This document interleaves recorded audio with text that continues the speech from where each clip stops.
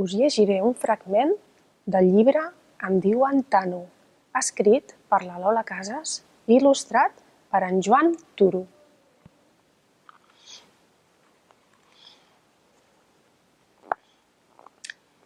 He arribat a un lloc que no conec. Hi ha molts rucs, uns de vells i d'altres de joves. També hi veig petits amb les seves mares. Estic cansat.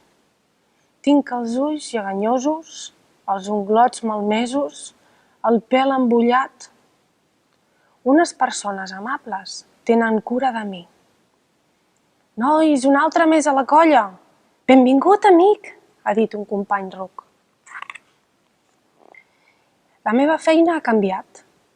Cada dia ens venen a veure persones diferents, nens i nenes d'escoles, gent gran, famílies senceres, i amb els meus amics rucs i els nois encarregats fem passejades per les senderes i els camins del bosc.